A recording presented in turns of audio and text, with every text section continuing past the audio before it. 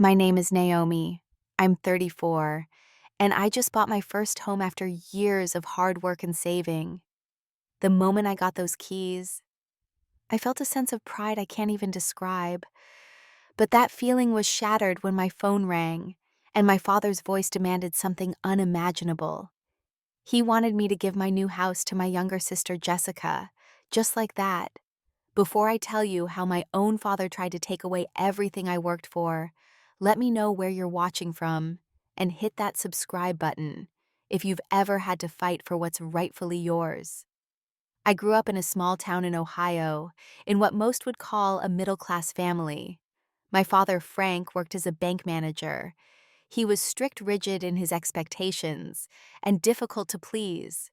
My mother, Diana, was an elementary school teacher with a gentle nature, though she often yielded to my father's decisions without much resistance. My sister, Jessica, is 3 years younger than me. From the moment she was born, it seemed like she held a special place in our family, particularly with my father. While I wouldn't say I was neglected, there was always a noticeable difference in how we were treated. When I was 8 and Jessica was 5, I remember saving my allowance for weeks to buy a book I wanted. Meanwhile, Jessica merely mentioned liking a doll at the store, and my father bought it for her the very next day. This pattern continued throughout our childhood. For birthdays, Jessica would receive lavish parties with professionally baked cakes and entertainers. My celebrations were more modest affairs with homemade cakes and games in the backyard. When I asked about the difference, my parents would say, "We're just better at planning now," or "Jessica needs more attention to build her confidence." In school, I worked diligently for my A grades. My father would nod and say, "That's what we expect from you, Naomi." But when Jessica brought home C's and occasional B's, she would be praised extensively for her effort and improvement. Christmas was particularly telling. I'd receive practical gifts like clothes and books, while Jessica got the latest gadgets, jewelry, or whatever was trendy that year. One Christmas when I was 14, I received a planner and some socks, while Jessica unwrapped a brand new laptop because she needed it for school projects. My high school graduation was overshadowed when Jessica had a dance recital the same weekend. My parents attended my ceremony but left immediately after to make sure they didn't miss Jessica's performance. The celebration dinner I had been promised was rushed and abbreviated. "We'll make it up to you," my mother said, but they never did. Even in conversations, my accomplishments were often redirected to focus on Jessica. If I mentioned doing well on a test, my father would quickly say, "That reminds me, we need to find Jessica a good tutor for math." Despite all this, I continued striving for my father's approval. I joined the debate team, took advanced classes, and even interned at his bank during summer breaks. Nothing seemed to elevate me to the special status Jessica enjoyed effortlessly. My mother, though loving, never intervened in this dynamic. When I confided in her once about feeling less valued, she patted my hand and said, "Your sister needs more support. You're naturally independent and strong. That's a gift, Naomi." It didn't feel like a gift.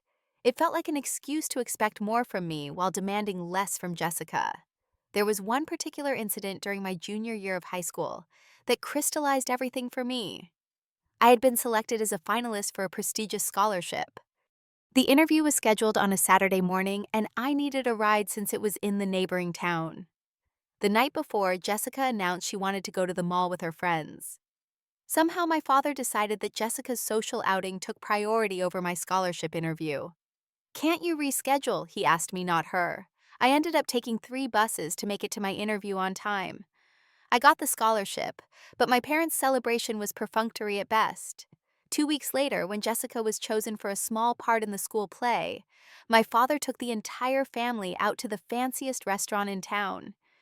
These experiences taught me early on that I would need to forge my own path. While Jessica could rely on our parents' emotional and financial support, I would need to create my own opportunities and build my own safety net. This realization was painful, but ultimately shaped my determination to become self-sufficient. By the time I graduated high school, I had already accepted that my relationship with my parents, especially my father, would never provide the validation I craved.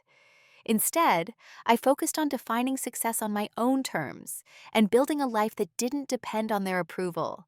This mindset prepared me for the next chapter of my life, where I would leave home and begin truly standing on my own feet for the first time. Little did I know then just how important this independence would become in the years ahead. At 18, I left home with a partial scholarship to State University and a determination to make it on my own. The scholarship covered about half of my tuition, which meant I needed to work to pay for the rest of my education and living expenses. My parents contributed nothing, explaining that they were saving for Jessica's future. I didn't argue. College was a balancing act of academics and survival. I lived in the smallest dorm room on campus, sharing the tight space with another scholarship student. While many of my classmates enjoyed the full college experience of parties and spring break trips, I worked nights at the campus library and weekends at a local coffee shop. During summer breaks, I stayed on campus for additional work rather than going home. I picked up accounting internships during my sophomore and junior years, building experience and connections that would serve me well later. My phone calls home became less frequent as conversations inevitably turned to Jessica's achievements and needs. She had enrolled in a private art school that my parents were paying for entirely, despite her mediocre grades. When she decided art wasn't for her after the first semester, they cheerfully paid for her to switch to psychology at another expensive school. Despite my challenging schedule, I graduated summa cum laude with a degree in accounting. My parents attended graduation, but left early because Jessica had called with some minor crisis about her apartment lease. I celebrated instead with my roommate and a few close friends who had become my real support system. My first job after college was at a small accounting firm in Columbus. The starting salary was modest, but it offered good experience and the potential for growth. I rented a tiny studio apartment and furnished it with secondhand items. Every month, I put aside a small amount of money, beginning my house fund with just $20 at a time. After 2 years at the firm, I was promoted to senior accountant. The raise allowed me to increase my monthly savings. I started reading books about personal finance and investment strategies determined to make my money work for me. I opened a retirement account and established an emergency fund. 5 years into my career, I received an offer from a larger company with better compensation. The new position came with challenges, its own pressures, but I thrived on the responsibility and continued to advance. My social life remained limited as I prioritized financial stability over leisure, but I did form meaningful friendships with a few colleagues. Alicia, a marketing manager at my new company, became my closest friend.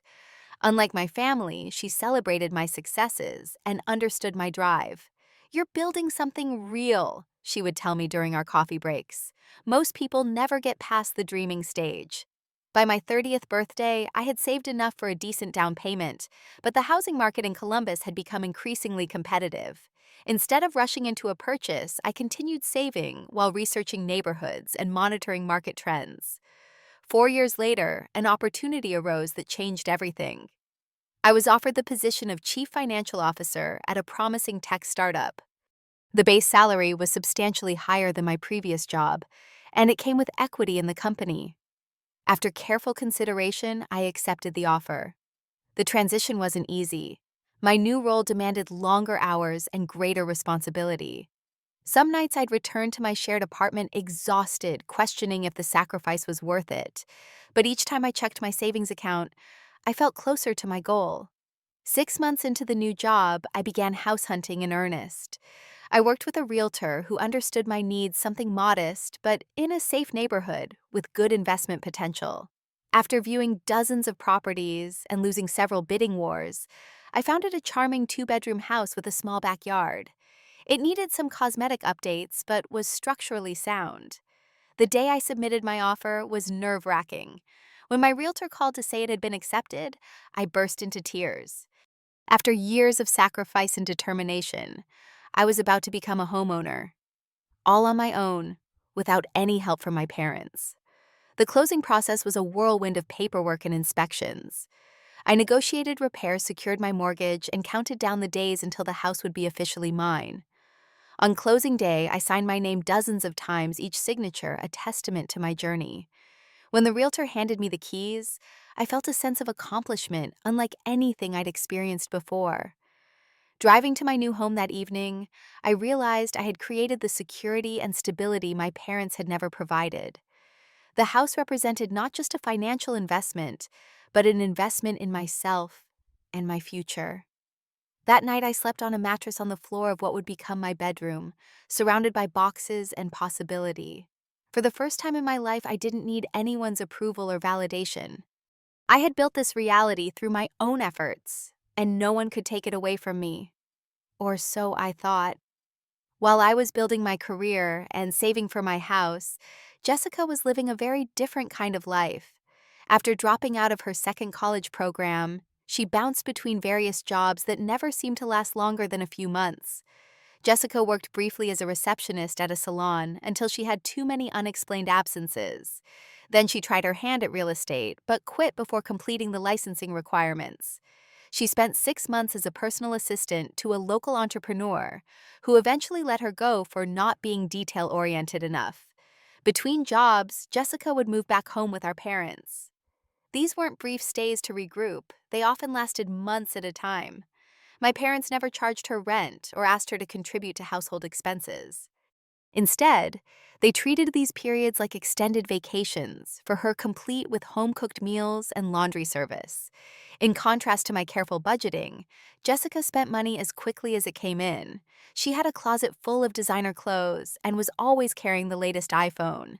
Whenever I visited during holidays, she would show off new purchases while complaining about being so broke.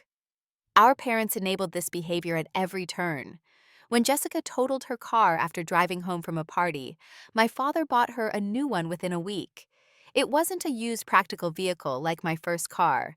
It was a brand new Audi because safety features are important. For her 25th birthday, our parents threw an extravagant party at an upscale restaurant. They gave her a diamond bracelet that I later learned cost more than my first semester of college. That same year, they sent me a gift card to a chain restaurant for my birthday. Jessica's financial dependence extended beyond our parents. She developed a pattern of borrowing money from relatives, friends, and even my friends. I once received a call from my college roommate asking if I knew Jessica was telling people I would cover her debts. I had to reach out to mutual acquaintances to clarify that I wasn't responsible for my sister's financial obligations. Despite all this, Jessica maintained the image of a successful young woman on social media. Her Instagram showed brunches at expensive restaurants, weekend getaways, and shopping sprees. What it didn't show were the maxed-out credit cards and unpaid bills that accumulated behind the scenes. 2 years ago, Jessica met Bradley, a successful real estate developer 10 years her senior. My parents were thrilled seeing him as someone who could take care of Jessica properly. Bradley had a luxurious condo downtown and drove an expensive sports car. Jessica quickly moved in with him and adapted to his lifestyle. During this period, Jessica rarely reached out to me except to boast about vacations or expensive gifts from Bradley. Our parents would update me during our infrequent calls, always emphasizing how Jessica had found her place and was finally happy. I met Bradley only once at a Thanksgiving dinner at our parents' house. He seemed nice enough, if somewhat dismissive of Jessica's opinions. What struck me most was how Jessica transformed around him, becoming quieter and constantly seeking his approval. It reminded me of our mother's behavior around our father. Last month, Jessica and Bradley's relationship ended abruptly. According to my mother, Bradley had commitment issues and wasn't ready to settle down. Jessica's version, which she dramatically posted on social media, painted him as manipulative and controlling. Whatever the truth, the result was the same. Jessica moved back into our parents' house, bringing her collection of designer handbags and a newfound sense of victimhood. My father immediately went into protection mode, comforting Jessica and assuring her that everything would work out. My mother reported that he was helping Jessica plan her next steps, which apparently included finding her a place of her own. During this time, I was in the final stages of purchasing my house. I mentioned it briefly during a call with my mother, who responded with a distracted, "That's nice, dear. Did I tell you Jessica is thinking about starting her own business? Your father thinks she has a real entrepreneurial spirit." Looking back, I should have recognized the signs, the vague mentions of Jessica needing a fresh start, and my father's sudden interest in real estate in my area. But I was too caught up in my own excitement about finally achieving my long-term goal to see what was coming. Jessica had never shown any interest in being independent or building something for herself. She had always relied on others, our parents, boyfriends, friends, to provide what she needed. And now that her relationship had ended, she needed a new safety net. I just never imagined that my father would expect me to be that net, or that the price would be the house I had worked so hard to obtain. The day I received my house keys was one of the happiest of my life. After the closing, I drove straight to my new home parked in the driveway and just sat there for a few minutes, letting the reality sink in. This was mine. I had done it. The house wasn't large or fancy, a modest two-bedroom, 1.5 bath with a small but charming backyard. The previous owners had maintained it well, though the interior needed updating.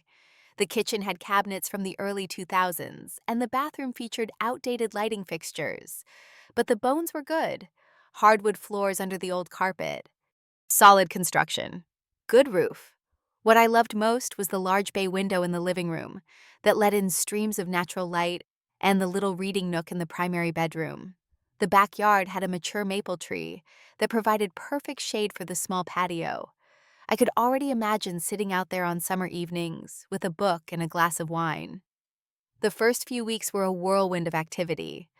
I took a week off work to paint the walls, removing the previous owner's beige palette in favor of soft grays and blues. I spent evenings tearing out old carpet to reveal the hardwood underneath, which I carefully refinished myself using tutorials I found online. My friend Alicia helped me pick out furniture that was both affordable and stylish. We found a comfortable sectional sofa at a warehouse sale and a dining table at a secondhand store that I refinished. Little by little, the house began to feel like home. The front porch became a special project. I installed a porch swing, planted flowers in hanging baskets, and found an outdoor rug that tied everything together. I loved sitting there in the mornings with my coffee, waving to neighbors as they walked their dogs or left for work.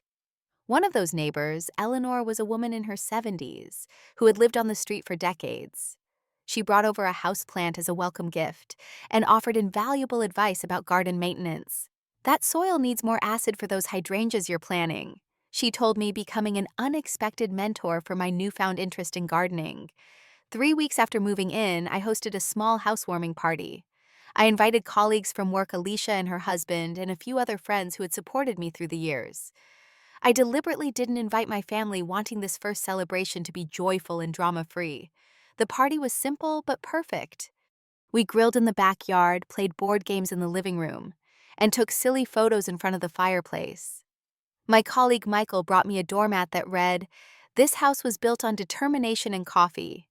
He knew how hard I had worked for this moment. After the party, I finally called my parents to share my news. I hadn't told them about the house during the purchasing process, knowing from experience that they might somehow dampen my excitement. When my mother answered, I enthusiastically described my new home. "That's nice, dear," she said, her voice distracted. "Is it in a good school district?" "I don't have children, Mom," I reminded her. "Well, you never know. Or you might want to sell it someday. School districts matter for resale." When my father got on the phone, his response was even less enthusiastic. "Buying a house ties you down, Naomi. I hope you didn't stretch yourself too thin financially." No congratulations, no happiness for my achievement.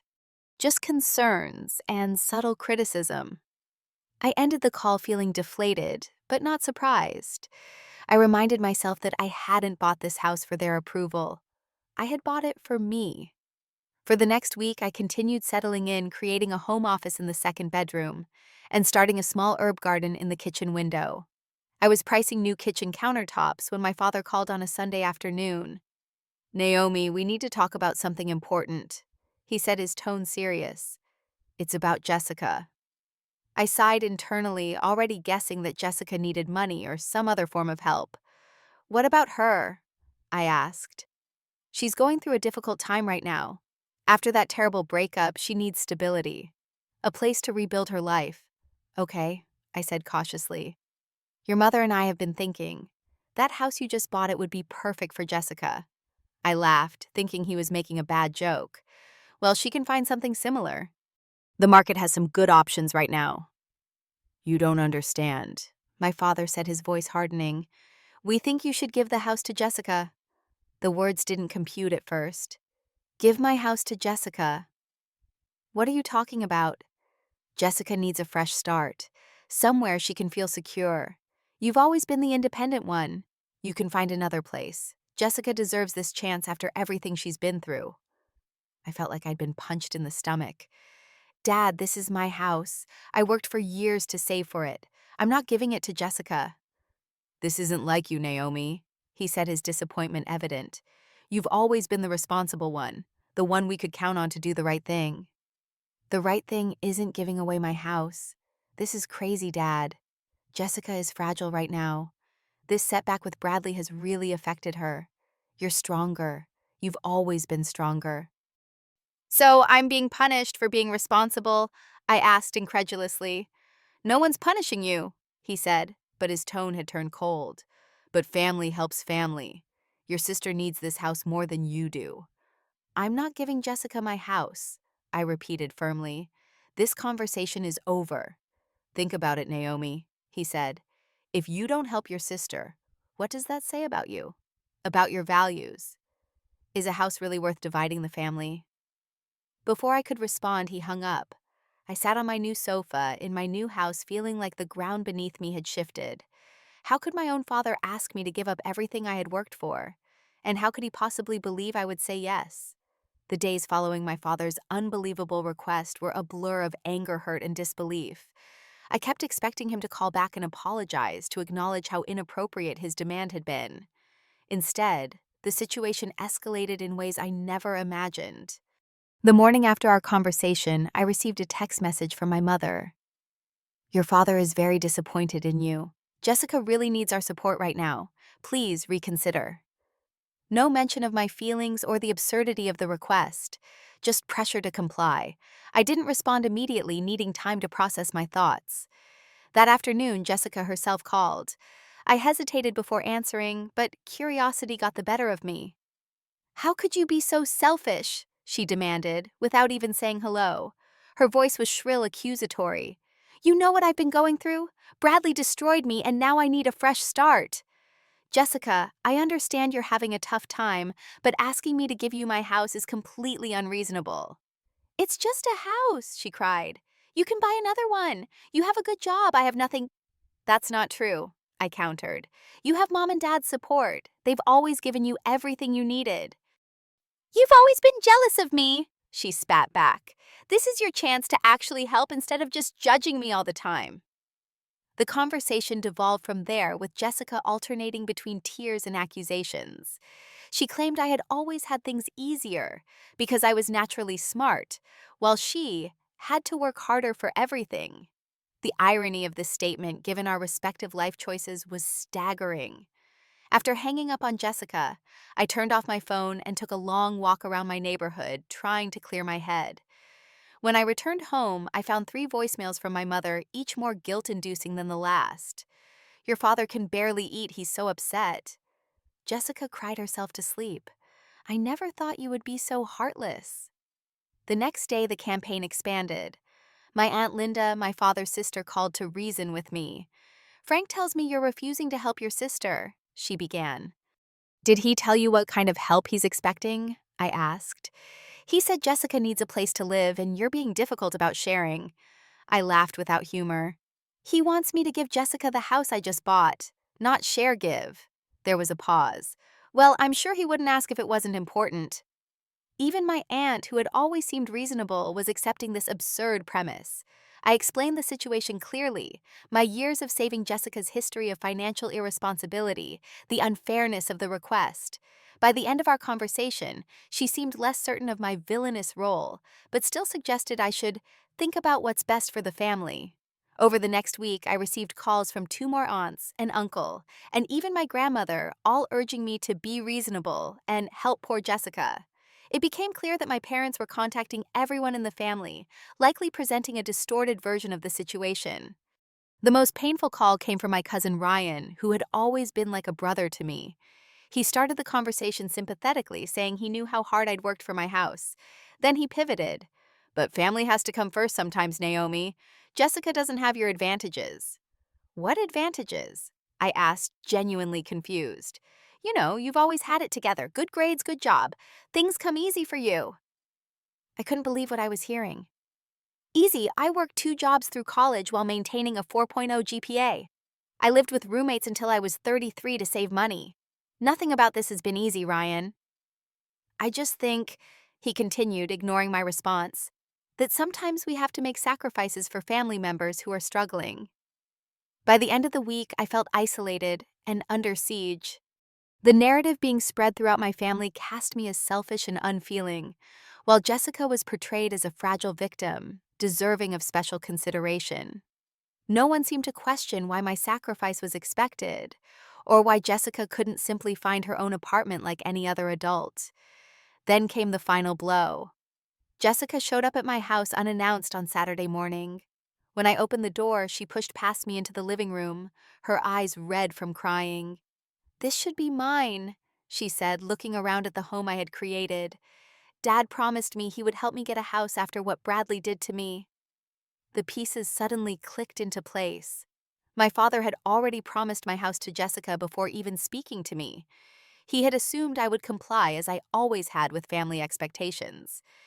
"Dad doesn't have the right to promise you my house," I said firmly. "This is my property purchased with my money." Jessica's demeanor shifted from tearful to angry. "He said you would be difficult. He said you've changed, become cold and calculating." She paced around the living room, touching things as if assessing their value. "I could make this place really nice, you know. Much better than this boring decor." I felt a surge of anger unlike anything I'd experienced before. "You need to leave, now." "Fine," she snapped. "But this isn't over. Dad's calling a family meeting tomorrow. Everyone's going to be there. He says we need to resolve this as a family." After Jessica left, I received a text from my father confirming this family meeting at my parents' house the next day. The presumption that I would attend, that I would subject myself to a family tribunal over my own property, was the final straw. I texted back one word: no. Minutes later, my phone rang. My father's voice was cold when I answered. "This isn't optional, Naomi. Be at the house at 2 p.m. tomorrow."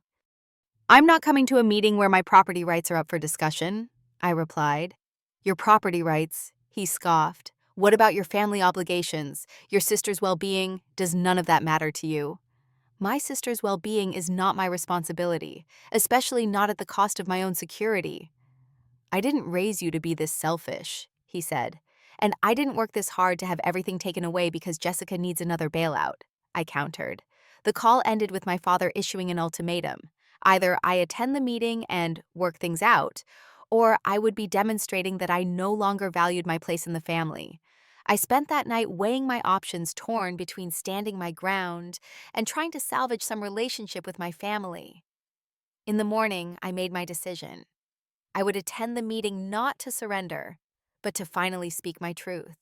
The family meeting was worse than I had imagined. When I arrived at my parents' house, I found not just my immediate family, but also several aunts, uncles, and cousins. They sat in the living room like a jury, with my father standing at the center like a prosecutor. "Now that everyone's here," he began once I had taken a seat, "we need to discuss the situation with Naomi and her house." What followed was a systematic dismantling of my character. My father portrayed me as stubbornly refusing to help my sister in her time of need. He highlighted every instance of Jessica's supposed vulnerability, while emphasizing my financial security and emotional resilience. "Jessica has always had a harder path," he told the assembled family. "Naomi has never understood what it's like to struggle." I sat in silence, absorbing the lies and mischaracterizations. Jessica sat beside my mother, occasionally dabbing at her eyes with a tissue. The performance was masterful. When my father finally turned to me and asked, "Do you have anything to say for yourself?" something inside me broke open. Years of accumulated hurt, resentment, and forced compliance rushed to the surface. I stood up facing my family and prepared to speak my truth at last. "Yes, Dad, I do have something to say for myself," I began, surprised by the steadiness in my voice despite the anger and hurt churning inside me. "I have quite a lot to say, actually, and I think it's long overdue." The room fell silent. My father's expression was one of surprise. He clearly hadn't expected me to challenge him so directly. Jessica stopped her theatrical sniffling to stare at me. For as long as I can remember, I've been held to a different standard than Jessica. When we were kids, I had to earn everything while things were simply given to her. When I got good grades, it was expected. When she managed to pass a class, it was celebrated. This pattern hasn't changed in adulthood. I turned to face the extended family members who had been recruited to pressure me. You've all been told that I'm refusing to help my sister. What you haven't been told is the nature of this help. My father isn't asking me to loan Jessica money or let her stay with me temporarily. He's demanding that I give her my house, a house that I saved for over a decade to buy, a house that represents years of sacrifices and hard work. My Aunt Linda shifted uncomfortably in her seat. My cousin Ryan wouldn't meet my eyes. None of you questioned why Jessica at 31 can't find her own apartment. None of you asked why this is my responsibility. You just accepted the narrative that I'm the villain here because I won't give up everything I've worked for. I turned back to my father. Let me tell you what you conveniently left out of your version of events.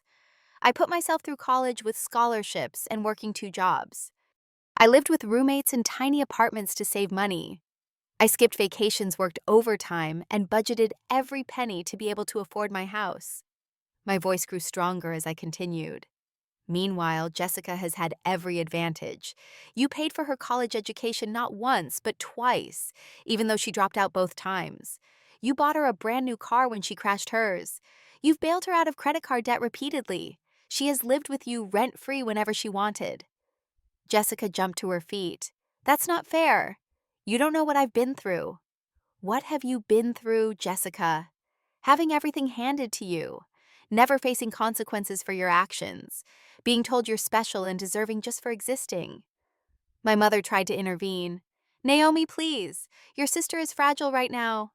She's 31 years old, Mom. When does she stop being fragile and start being responsible for her own life? I turned back to the assembled family members. Did any of you know that Dad gave Jessica $50,000 as a down payment for a house last year? Money she spent on designer clothes, vacations, and who knows what else, while she was living with Bradley. Did he mention that part when he was telling you how desperately she needs my house? The shock on several faces told me this information was indeed new to them. My father's face had turned red with anger. That's private family business, Naomi. So is my house, Dad. But you made it everyone's business when you started calling the entire family to pressure me. I took a deep breath, knowing what I was about to say would change everything. I'm done. I'm done being the responsible one who's expected to sacrifice everything. I'm done being held to an impossible standard while Jessica faces no expectations at all. And I'm done with this toxic family dynamic. I looked at each person in the room. I will not give Jessica my house. Not now, not ever. If that makes me the villain in your family story, so be it. I'd rather be the villain than the perpetual doormat. The silence that followed was deafening. My father's face was a mask of cold fury. My mother looked stricken. Jessica was in tears again, though whether from genuine emotion or performance was impossible to tell. If that's how you feel, my father finally said, then perhaps you should leave, and don't expect things to go back to normal after this display of selfishness. I nodded, surprising myself with how little his threat affected me. I don't expect things to go back to normal, Dad. I'm hoping for something better than normal, for all of us. I walked out of my parents' house that day with a strange mix of emotions, grief for the family relationships I was potentially losing, but also an overwhelming sense of freedom. For the first time in my life, I had stood up for myself without backing down. On the drive back to my house, I called my friend Alicia and asked if she could come over. I needed a friendly face after what had just happened. By the time I got home, I had multiple missed calls from various family members. I ignored them all and turned off my phone. When Alicia arrived, I told her everything. She listened without interruption, then hugged me tightly. "I'm so proud of you," she said. "That took incredible courage." That evening, I composed a formal email to my parents. I outlined clear boundaries going forward.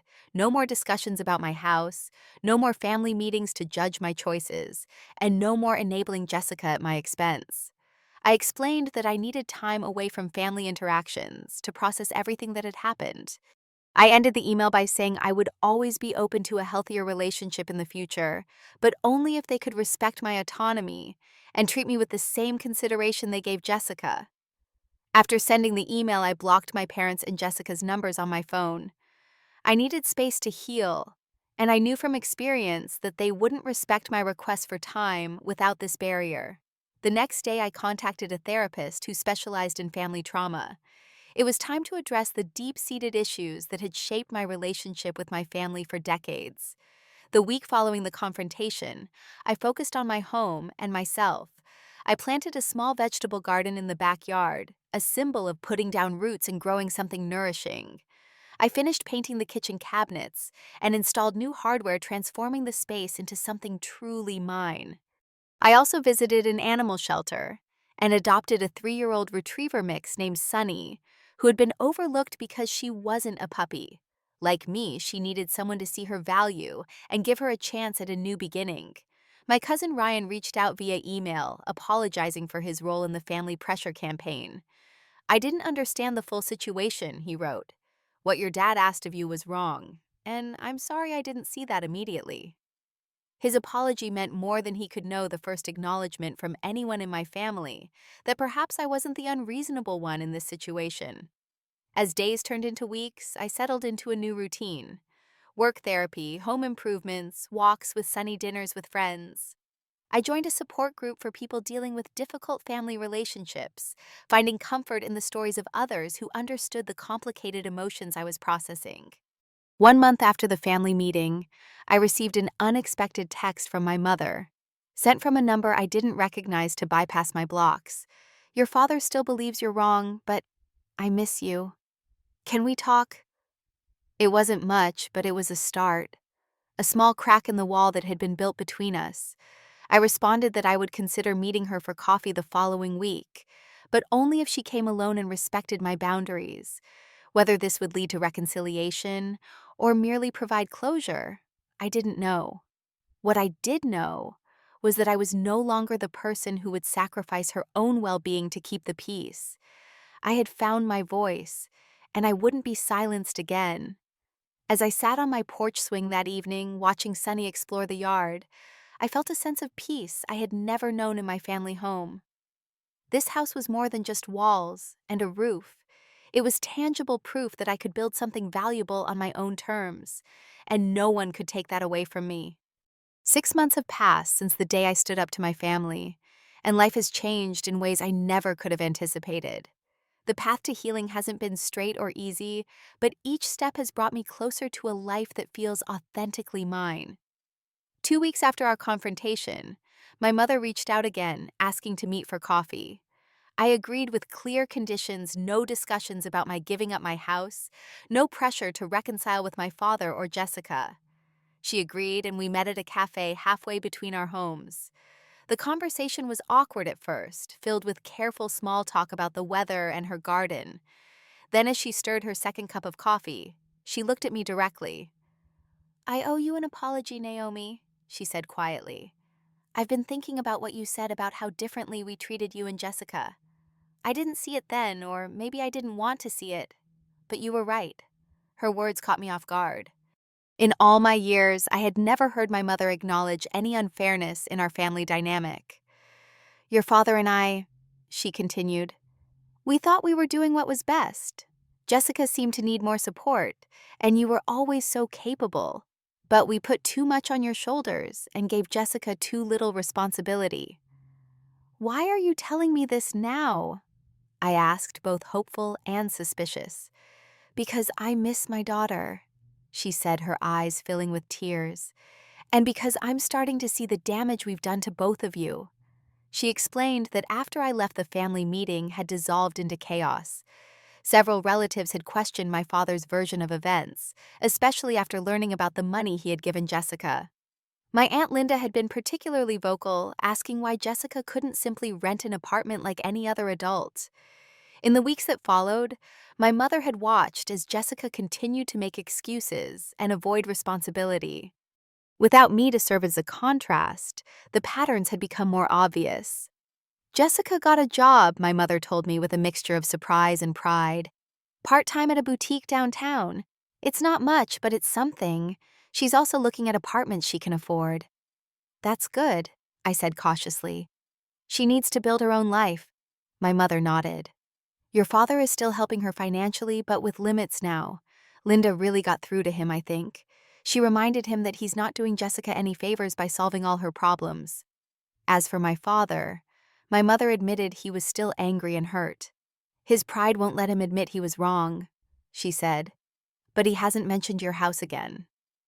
That first meeting led to others. Slowly, carefully, my mother and I began rebuilding our relationship. It wasn't the same as before, it was more honest with clearer boundaries. I shared more about my life, my work, and my home projects. She told me about her volunteer work at the library and a watercolor class she had started taking. 3 months after our first coffee date, I invited my mother to see my house.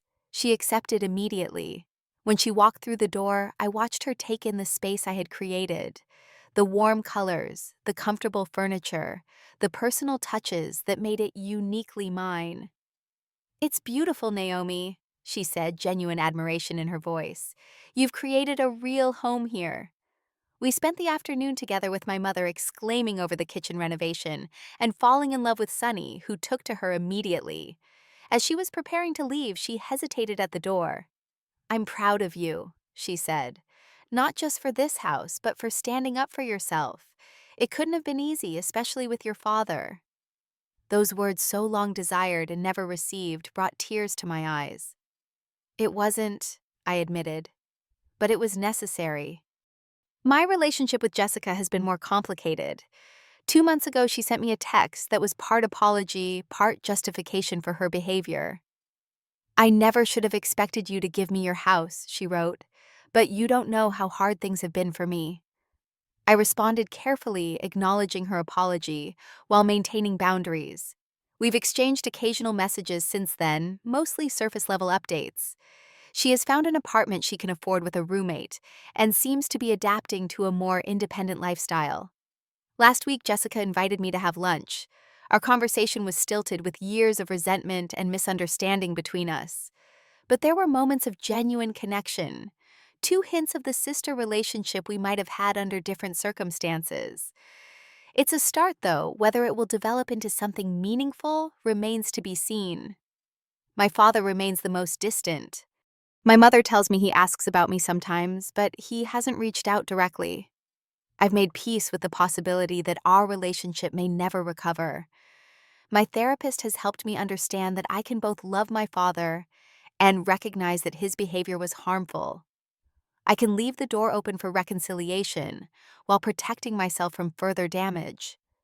Meanwhile, my life continues to evolve in positive ways.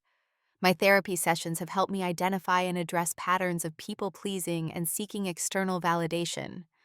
I've become more assertive at work, which led to additional responsibilities and another raise. I've expanded my social circle, joining a book club and a community garden project.